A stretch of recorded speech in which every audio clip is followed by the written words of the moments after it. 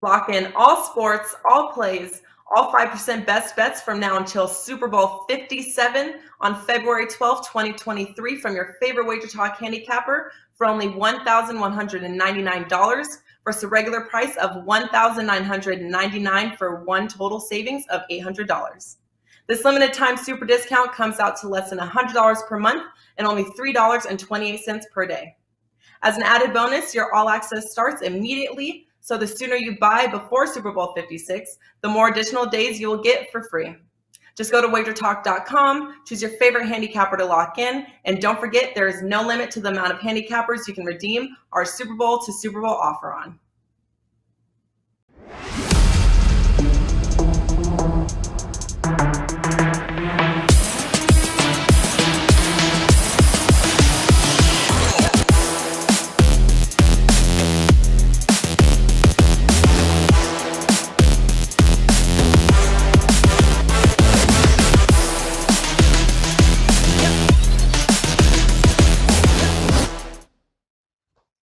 Hey guys, welcome in and a very happy Wednesday to you here, January the 26th, and we got some NBA on our minds here as a nice little slate of games on tap. We're going to break down a few of them for you, see if we can't make it a profitable evening in the association, and three of the best are going to join us here and help us do that with Tony Mejia in the house, Teddy Covers right smack in the middle. And, of course, Rob Vino back again here, breaking these games down, seeing what we can find for you. And Tony Mejia, man, a little happy Wednesday to you.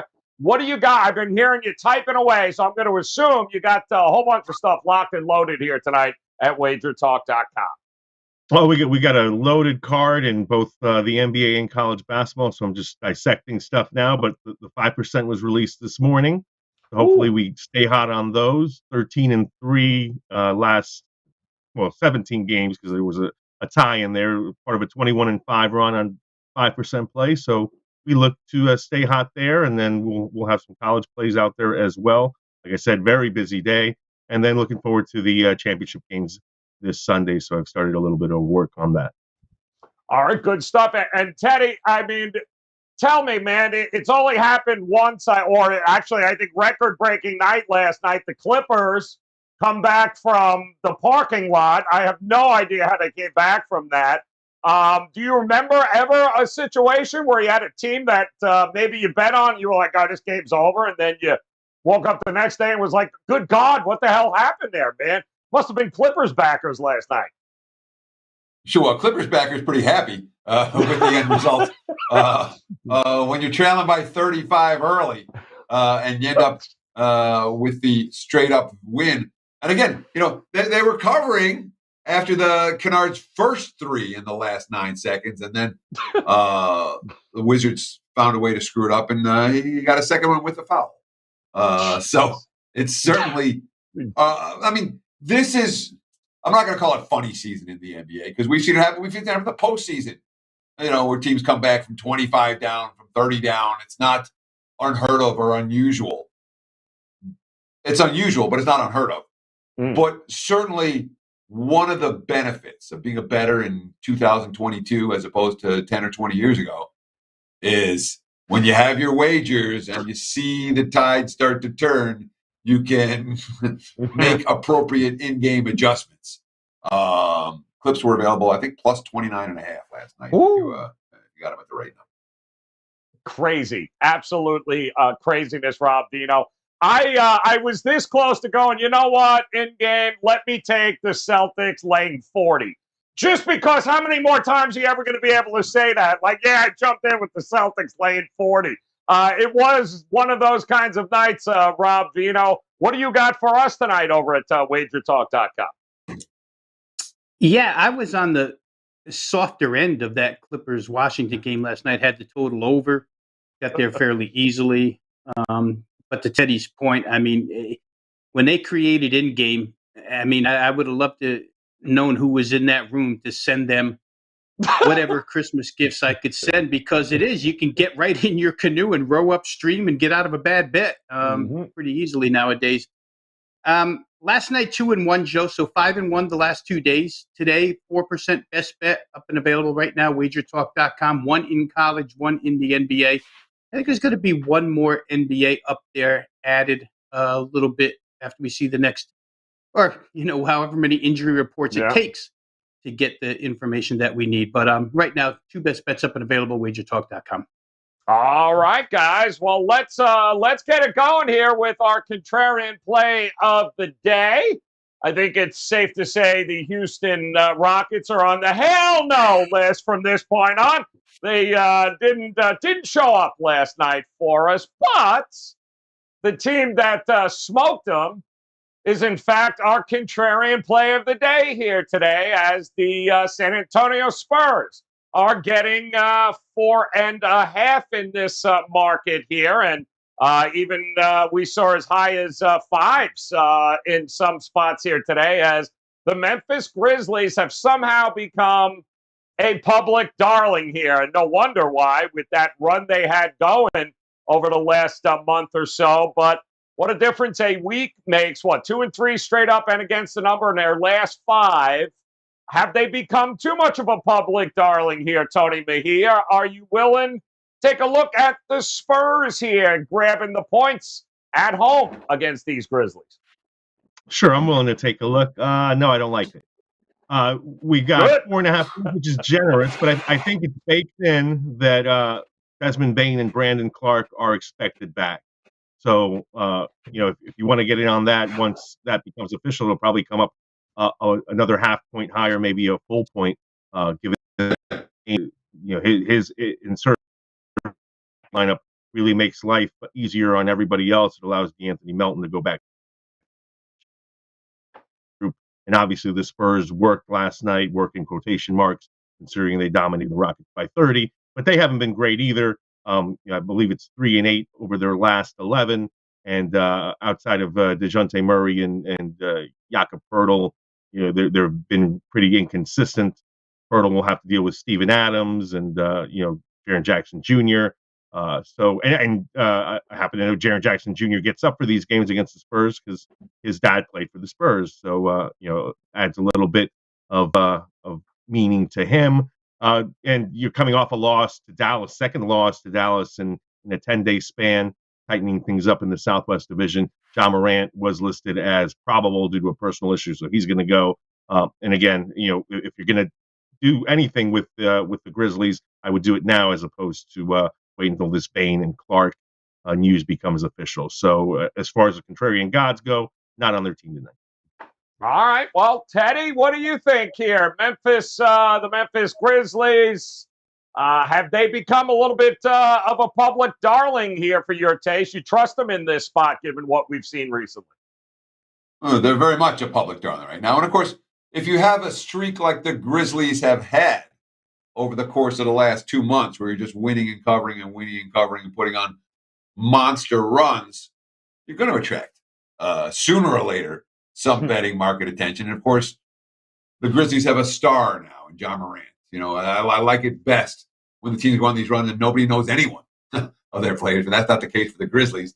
They have a face of the franchise, which, when you go on a run like this, ends up hurting your value a whole lot. Now, I will not ever again flip off the contrarian god. So I'm passing tonight. All right. But since I flipped off the contrarian gods last week, it has been certainly the worst run that I've had since the pandemic started. And I didn't go back any further than that to see what it's like. But it's been ugly. It's been as bad as I get, unfortunately. So what do? You breathe for the night. You take a step back. And you come back and try to kill it the next day. That being said, I'm not stepping in front of Memphis. Okay? Not going to do it. Especially with Bane and Clark potentially back this evening. And neither's been, Bane certainly has been out so long that the team is going to need to readjust significantly on the floor. So I can only play the favorite in this one. But we'll do it with all respect to the contrarian gods tonight. Just to give folks a quick reminder of what that was like, that's what it was right there, the old flip off there, Rob Vino, and learned his lesson. But what do you think? Are you willing to flip off the contrarian gods here tonight. You trust Memphis to get back on that scoring train, or did you see anything with San Antonio last night leads you to believe maybe they're turning a corner? Yeah, 2.5 months into this season, Joe and I have not made friends with the contrarian gods yet, so I'm not going to make friends with them tonight. Last night, I tried to side with those voodoo-ridden contrarian gods, and, let me ask Robert Harris, our favorite producer back there. Hey, did any of the Spurs play hard minutes last night, Robert? I mean, look at the way they went through that lineup. Everybody between 19 and 27 minutes. A huge win, easy win by 30 points, agreeing with the contrarian gods last night. To this game tonight, real quick, you go back to New Year's Eve when these teams met, and Memphis wins at home 118-105. And if Bane and Clark are in the lineup tonight, you have basically the same exact rosters available for this game as you did for that game. So you can draw somewhat of a comparison. The Memphis Grizzlies didn't have Dillon Brooks that night either, and they won by 13 points. I think, we've started to make, courtesy of our colleague Ski Profit, we've started to make a lot on this show out of the rest factor. The rest factor certainly lies with the Memphis Grizzlies tonight, who haven't played since the 23rd. San Antonio's in a back-to-back situation here. The personnel is better on the Memphis side. I think you have to lay points here with this team in this game. They've had a couple of bad matchups along the way the last 4 games or so because of the absences from the lineup, where Ja Morant was basically asked to do an awful lot by himself. Not going to be the case here tonight with Bane and Clark returning. So I think I would look towards Memphis minus the points. All right, leaning towards Memphis and the points there. The contrarian gods have spoken. They're going Spurs plus 4.5 at home, taking on the Memphis Grizzlies. All right, let's take a look here at our featured matchup of the evening. And boy, oh boy, who would have thunk that these two teams would be battling at this point in the season? But that's exactly what we've got, is the Milwaukee Bucks taking on the Cleveland Cavaliers. And this one opens up at a 4.5 number there for the Milwaukee Bucks. I'm seeing 4s now in the marketplace as they travel to Cleveland. 219 currently with an opening of 217.5. So, Teddy, I don't know what the hell to make of the Milwaukee Bucks. Which Milwaukee Bucks team shows up, and I'd be better off telling you who's going to win, but I don't know. Do you have any clue with this game? Well, it looks like Giannis is going to play for the Bucks tonight. They won't have Wes Matthews. They won't have Grayson Allen this evening. For Cleveland, they won't have Markkanen. Jarrett Allen, still a question mark tonight for the Cavs. And, of course, if Markkanen and Allen are both out, that's Cleveland without 2 of their 3 7-footers that make them so unique and so difficult to guard. But this is a Bucks team right now that is still not clicking on all cylinders. They're 0-5 against the spread their last 5 tries following a win. They're 1-7 against the spread their last 8 tries as favorites. I'm not excited about the concept of laying these prices with a Bucks team that's still very much in transition, shall we say. This is not, mid-season form for Milwaukee right now. And the Cavs are playing everything slow. They're bringing the defensive mentality every single game. Don't love them as a favorite right now. They struggle in that role. But as a dog, I could only look at Cleveland plus the points in this one. They've split the first 2 meetings this year. I wouldn't be surprised at all if the Cavs take a 2-1 edge after tonight's game. Yeah, it's listen, Cleveland, it's starting, the offensive woes starting to catch up with them with all those backcourt losses there, Rob. It was bound to happen, but man, oh man, like Teddy said, they're bringing the defense on a nightly basis. How much faith do you have in this Milwaukee Bucks team as a favorite on the road with as inconsistent as they have been? It's hard, Joe. It's really hard to have a lot of faith. I mean, I've been a proponent the last couple of weeks of Milwaukee in games where they're motivated to show up. And the first couple they really did. And then they had that Bulls game last Friday night, maybe, where it goes 94-90. And you just have to shake your head and wonder where were the Bucks against a depleted Chicago Bulls team that actually at that point in time held the number one seed in the Eastern Conference? They didn't show up. They come back the next night. They play the Kings. They destroy them 133-127. Or I shouldn't say destroy, but they play offense extremely well. Listen, I have to know if Jared Allen's going to play in this game, because if Jared Allen doesn't go here, Teddy mentioned it. We talk about that front line, that picket fence, those 3 7-footers. If 2 of them are going to be missing, then I want over in this ball game. Sure, the Cavaliers played great defense the last couple of games. They played it against the Knicks and the Oklahoma City Thunder. Oklahoma City, one of the crookedest shooting teams in the NBA. The New York Knicks, one of the slowest teams, plus crooked shooting in the NBA. Prior to that, the 2 games against Chicago and Brooklyn had both totaled 221 points involving the Cavaliers. If you take 2 of those guys out of the front line, I like my chances with Milwaukee at the rim, a team with Giannis who will go to the rim, with Bobby Portis who will play at the rim, with Chris Middleton who will drive to the rim, so on and so forth. You get the idea. So I think I'd wait on that injury report. But if I don't see Jared Allen in this game, 218 for a total seems too low to me. I think Cleveland's got the ability, and Milwaukee lets teams on the road score a little bit. I think they've got the ability to get themselves to 107, 108, which to me should put that game easily over. So check the injury report, see what's going on with Jared Allen most of all. Yeah, well, exactly. I mean, and time will tell here, Tony Mejia. But the number that was shown to me that I looked at, which is, it makes sense, the health of the Bucks, because when their big 3 are on the court together, they're 18-3 this season. So if Giannis is going tonight, that's kind of hard to stand in front of that, isn't it? Yeah, no question. But I'm with Rob. We have to know whether Jared Allen plays. The Cavs are 9-3 this month. That's one of the better records in the entire NBA. And if the Bucks lose, they'll slip to 3rd in the Central on the 50th game of the season. But again, you just hit it on the head. I mean, what does that matter if we know that when Drew and Middleton and Giannis are all together, they're still formidable and probably the best team in the East, at least from a cohesive standpoint. So. Big game tonight, and hopefully Jared Allen plays so we can get a good look at it. If not, we got Cavs light with Ed Davis starting in the middle and Dean Wade starting for Markkanen, and that's probably not going to get it done. So really, it all hinges on whether Jared Allen plays.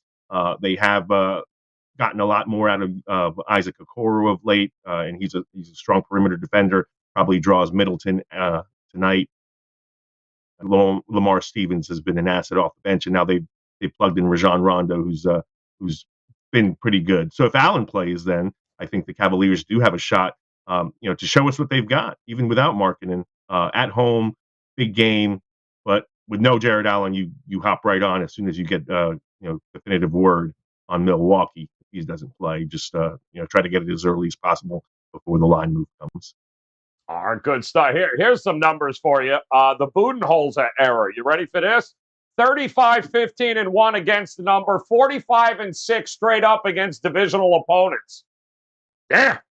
Bucks getting it done over the years here against divisional opponents. We'll see if they do it again here tonight against the Cleveland Cavaliers. In the meantime, we'll take a look at a total in our overtime section here. And boy, oh boy, this one just seems to be climbing. And I can't say I really blame it, as we're going to take a look at the Charlotte Hornets taking on the Indiana Pacers here. 225.5 as an open. Boy, that went to 227.5, now 229.5. And I get it. It's Charlotte. It's Indiana, Rob. So we know certainly from Charlotte's standpoint, we know what to expect. Indiana, however, though, getting a lot of that youth movement in Indiana seems to be providing points. Is it over or not for you in this matchup tonight? Yeah, you know what? I don't know, Joe. I think that maybe it's gotten out of reach, and we've had a few of these games. Mm-hmm. Maybe even one last night, right, where we saw Portland bumped from 227.5 all the way to 233, only to fall under the number. It happened in a Minnesota game about 10 days ago as well. Yeah. And I might fall into line with that thinking here on under. Charlotte, for what it's worth, has kind of leaned on this mantra of being better on defense. Gordon Hayward came out about a week and a half ago after a Charlotte win, did a post game, and basically said, we know we have plenty of scoring. We'll score whenever we want. But for us, it's all about defense right now. And 6 of the last 9 opponents that they've faced, they have held to 106 or less, which in Charlotte terms is really good. And it's probably not enough to get a game over 229.5. It's interesting, though, that Gordon Hayward doesn't play last night, and they immediately give up 125 to a team without Fred VanVleet and Scotty Barnes. So with him still on the injury report, that kind of leaves me, with a little bit of pause, which way to go here. I think Charlotte will try and correct the defensive woes from last night. Indiana's backups are a nice story, but can you trust them to continue to score points? I'm not sure. There's not a whole lot of names there that have any offensive consistency to them. Defensively, they've been ragged. That's to be expected. They don't play together as a unit very much, and you could see Charlotte scoring their share. But I don't know, Joe. To me, it looks a little bit too high, so I'm going to lean with under right now. And if Gordon Hayward does play, you're probably going to see this number go up a little bit more. And then I really like under because I think Gordon Hayward might be this defensive linchpin to the entire starting unit. It's an interesting spot here, and Rob brings up a good point, Tony. We've talked about it a lot over the last couple of weeks here, where the totals keep inching up. Charlotte's almost always associated with an over, but that doesn't mean that it automatically goes over. What do you think about this Milwaukee Pacers team tonight? You trust them to put up enough points to go over in this one? Potentially, but yeah, I mean, look, we actually saw a 7-1 underrun ended by the Hornets last night because the totals have been high and their defense, as Rob said, has been better of late. But yeah, nobody annoyed me more than Charlotte last night because I was on them against the Raptors, and James Borrego, who I respect. Like, they're letting Pascal Siakam just do the same thing in the high post, and he almost had a triple-double by halftime. And again, no Van Vliet, no Scotty Barnes. They started Boucher. So, like, it was a sense of, all right, you take the ball out of his hands, you make somebody else beat you. Didn't happen. Didn't happen all night. And it's not like they weren't trying to win because Borrego basically played 7 players. P.J. Washington, for whatever reason, played less than 7 minutes. So it'll be interesting to see what happens here. A game where I think Gordon Hayward wants to play. He always likes to play in Indianapolis, his hometown. So if they have him, I like the Hornets a lot in this game as far as the total goes. You kind of live with what the new look Pacers give you. There's no Sabonis, no Miles Turner.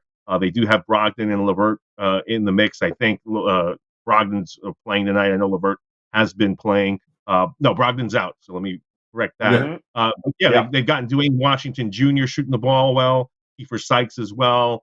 Duarte's been solid. So, who do you trust to get stops on this particular Pacer squad? I don't trust anybody. So Charlotte wants to push tempo. They certainly can.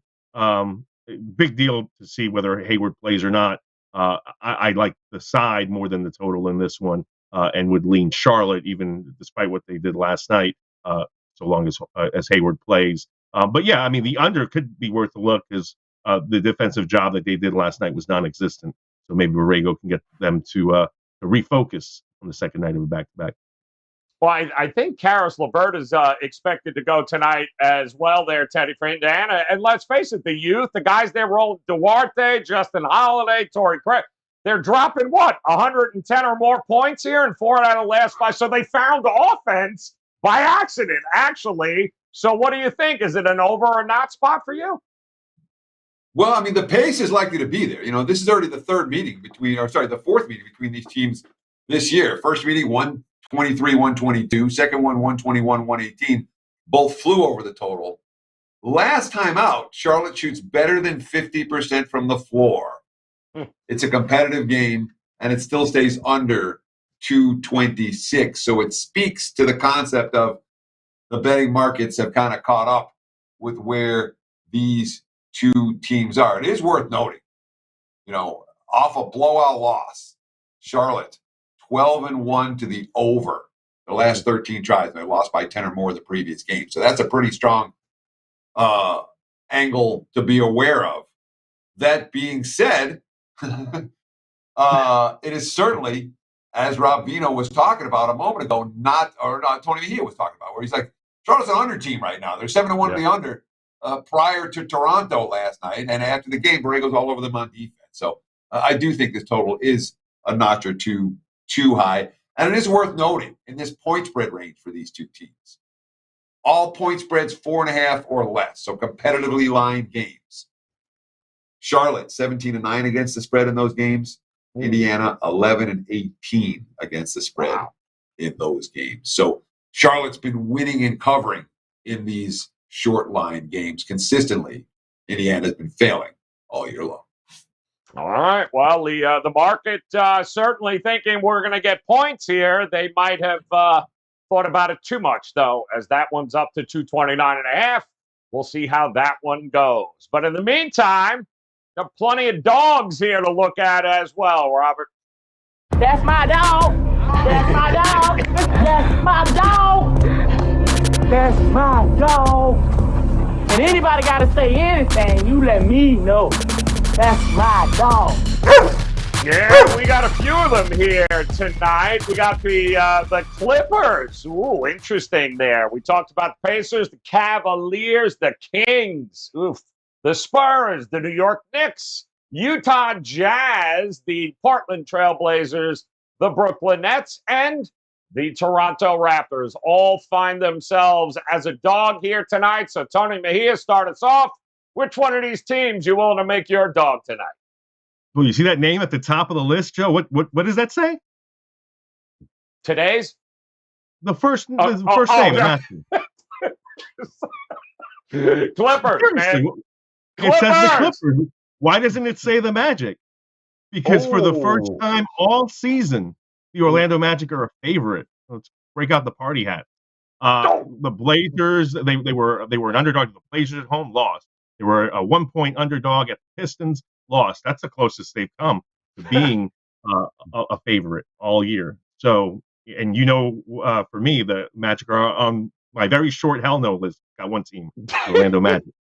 So, yeah, give me the Clippers. And if they're down 15, they've got the Magic right where they want them, according to Reggie Jackson. Yeah. So they're never out of this game. You have to like the energy some of these guys have. Amir Coffey, Terrence Mann. Mann started for Marcus Morris Sr. last night. They're guys that typically haven't gotten a chance to play that are now cast in major roles. And look, the Orlando Magic come off a very impressive win, 114-95 over the shorthanded Bulls. They got Wendell Carter Jr. back.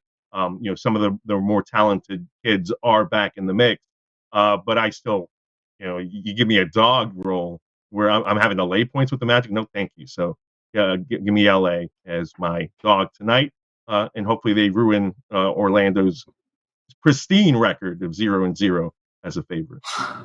To Tony's point, the third comeback of 24 or more points in just this month alone for the Clippers. They are used to coming from behind, apparently. We'll see if they can get it done here tonight. Mejia thinks so. And how about you, Teddy? Some interesting dogs on this card. Where are you looking? Well, let's just start with this. What's Denver doing laying in Brooklyn? Nuggets aren't playing great ball. Okay, I got them 0-5 against the spread their last 5 games overall. Eking out wins against mediocre teams when they get the chance. This is not a Nuggets team that's in midseason rhythm. It's not a Nuggets team that's clicking on all cylinders. And by the way, Denver off a win on the highway this season. How about 4-10 against the spread? This has not been their role. Nets have been terrible off a win too. I mean, really bad. 9-21 against the spread for the full season, 3-12 at home. But the Nets aren't coming off a win.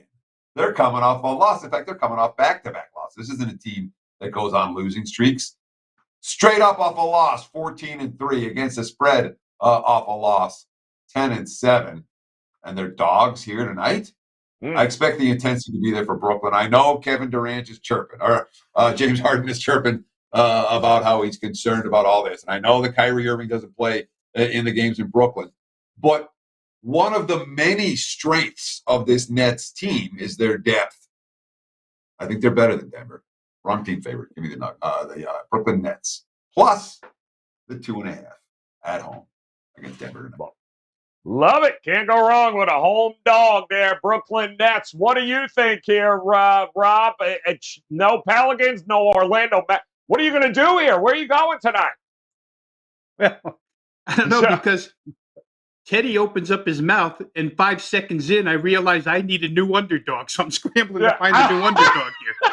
But the hell with a new underdog. I'm just going to double up on what Teddy said, because Brooklyn was my first choice. Brooklyn will remain my choice here. Listening audience or viewing audience will just have to take two of us on Brooklyn. But, I had Brooklyn in this role last week at home.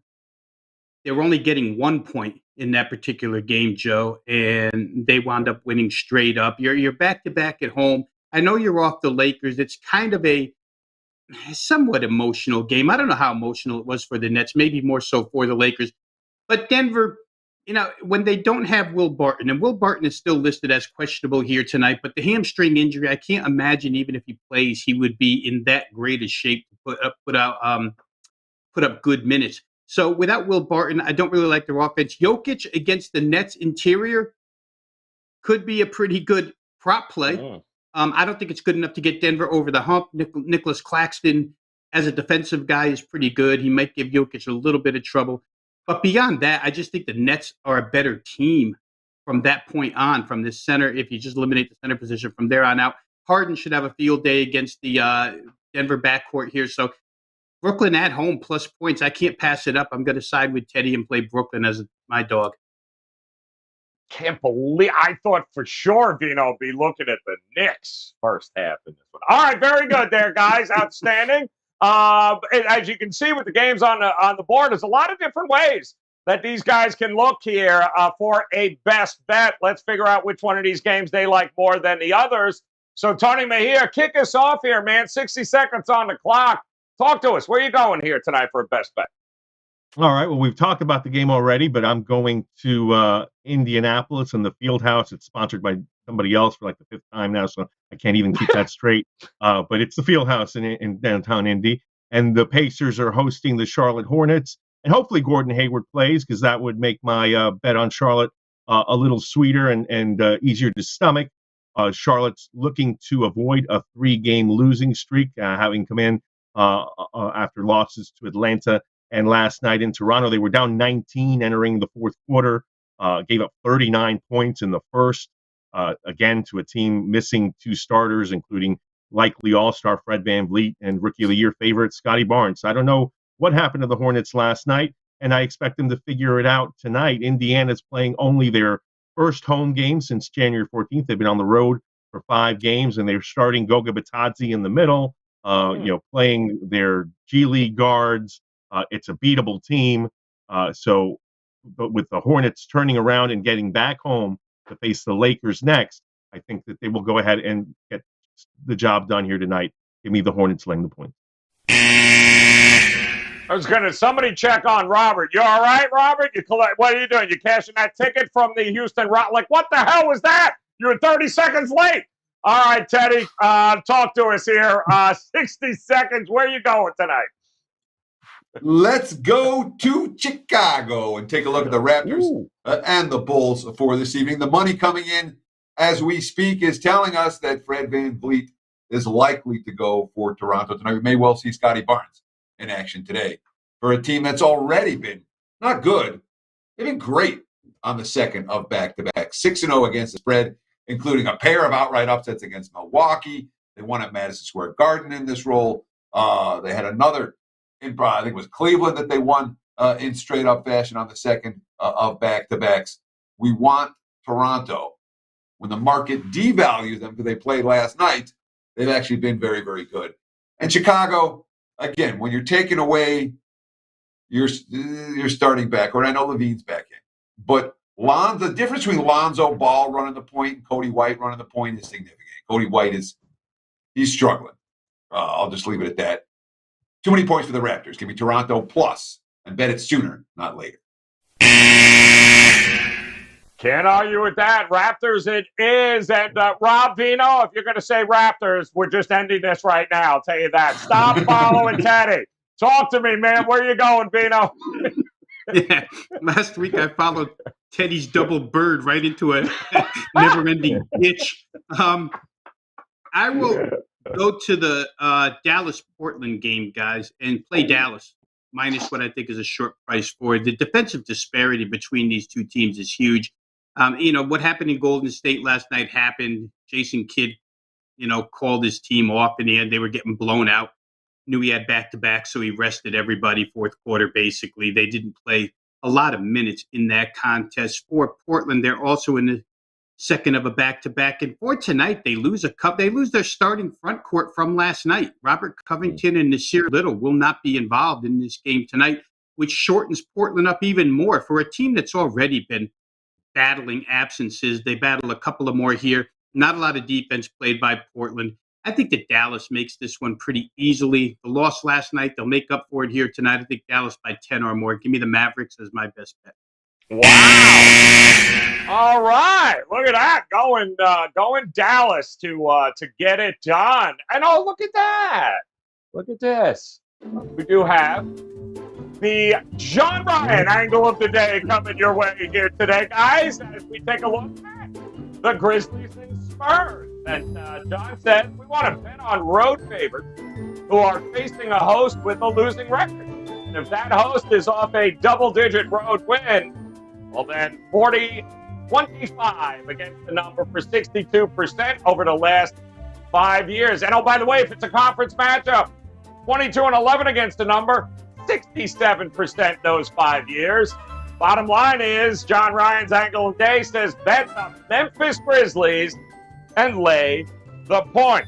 John Ryan over at sportsmemo.com. You can also catch Teddy Covers over at sportsmemo.com. And when you put it all together here, we got ourselves a nice little wrap-up of games here tonight, including Tony Mejia's 25-minute Hornet best bet. We also have, he is looking at the LA Clippers tonight against his Orlando. That's just blasphemous right there, Mejia. Teddy says, give me some Brooklyn Nets. What the hell? Who is Denver to be laying this? Ridiculous. The Raptors on the road against Toronto. Take those points while you can. And Rob Vino, he too just follow Teddy. Give me the Brooklyn Nets. 2.5. But he likes Dallas taking on Portland tonight. Both interesting in that spot there. -4.5. Thinks we could be teetering on double digits. And our contrarian play of the day, well, we are looking at the San Antonio Spurs against those Memphis Grizzlies here tonight, plus the 4.5. And like I said, Teddy, you can always get at WagerTalk and/or sportsmemo.com. Rob Vino and Tony Mejia. Best bets are locked and loaded, ready to go at WagerTalk.com. Now's the time to hop on here, guys.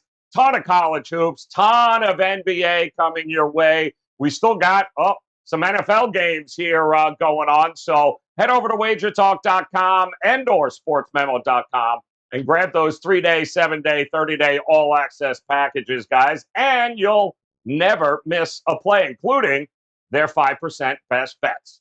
And that does it. It should be a fun night, guys, here in the NBA. Hit that bell in the upper right-hand corner. Make some plans to come back and join us again tomorrow. Another big slate in the association. We'll have you covered. In the meantime, on behalf of Tony Mejia, Teddy Covers, and Rob Vino, guys, we appreciate you hanging with us. Come back and join us again tomorrow for another edition of the NBA Tip-Off Show. Until then, best of luck with your plays, guys. We'll see you tomorrow. Lock in all sports, all plays, all 5% best bets from now until Super Bowl 57 on February 12, 2023 from your favorite WagerTalk handicapper for only $1,199 versus a regular price of $1,999 for one total savings of $800. This limited time super discount comes out to less than $100 per month and only $3.28 per day. As an added bonus, your all access starts immediately. So the sooner you buy before Super Bowl 56, the more additional days you will get for free. Just go to WagerTalk.com, choose your favorite handicapper to lock in, and don't forget there is no limit to the amount of handicappers you can redeem our Super Bowl to Super Bowl offer on.